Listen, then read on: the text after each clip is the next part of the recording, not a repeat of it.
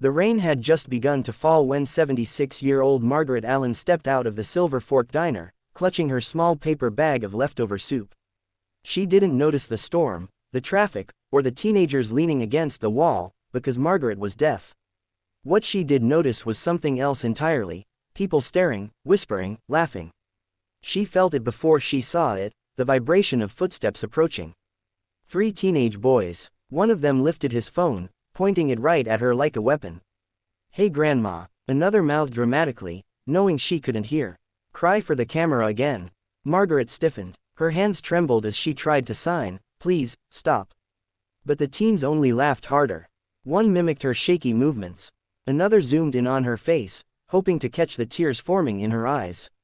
She had only come outside to wait for the rain to lighten. But now she was the subject of a cruel joke being streamed for strangers. Margaret's knees weakened. She sank onto the bench outside the diner, shoulders shaking. The boys kept filming. What none of them noticed was the distant rumble, low, steady, and growing louder. At first it sounded like thunder. But it wasn't the sky. It was engines. 3 motorcycles rolled into the parking lot, sleek, black, powerful. Their headlights cut through the gray rain like white-hot razors. The boys paused, lowering their phones.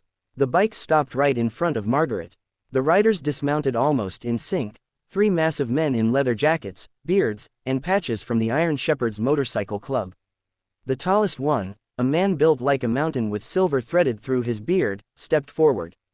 His name was Ranger. He saw the phone, then the shaking woman, then the boys. And his expression changed in an instant. "What's going on here?" he asked. The teens exchanged nervous glances. One muttered, "Nothing. Just a joke." Ranger's voice dropped, calm but dangerous. "Does she look like she's laughing?" The smallest bully tried to slip away, but Ranger blocked him with one arm, never touching him, just standing there like a wall made of iron and anger. "Delete the video," he said.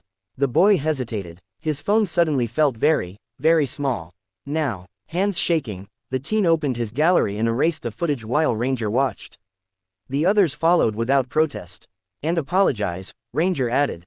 The boys stumbled through rushed, awkward apologies before practically sprinting in the opposite direction, disappearing around the corner.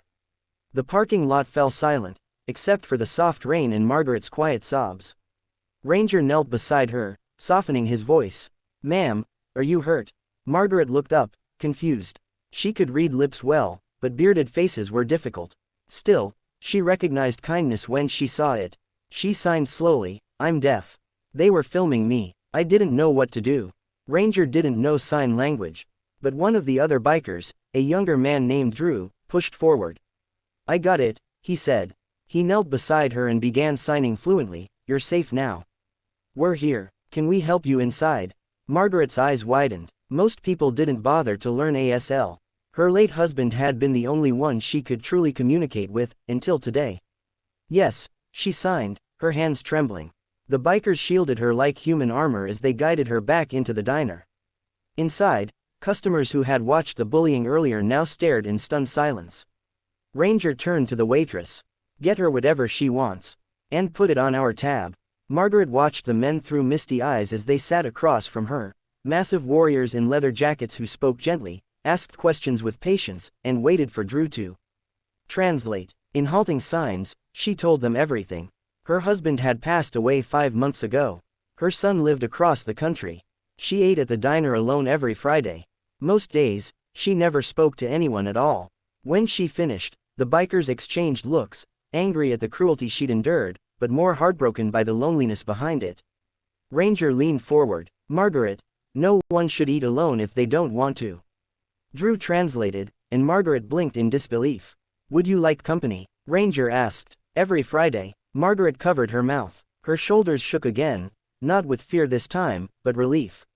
She nodded. The waitress, who had been hiding tears behind her order pad, whispered, "You gentlemen just restored my faith in humanity."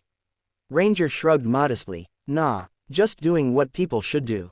The Iron Shepherd stayed with Margaret for nearly 2 hours, listening to stories about her husband, laughing at her jokes, and treating her not as a burden, but as a friend. When it was time to leave, the bikers walked her to her car. One of them tucked her leftover pie carefully into the front seat. Ranger tapped her window gently. "Same time next week." Margaret smiled the widest smile she had made in months. She signed one word, yes. As she drove off, the bikers watched her disappear into the soft glow of the rainy afternoon. The parking lot quieted again, but the moment lingered, something warm spreading in its place. Because kindness, like the rumble of their engines, can travel far. And sometimes, the heroes who change your life arrive exactly when you least expect them. Loud, leather-clad, and ready to fight for someone who can't fight for themselves.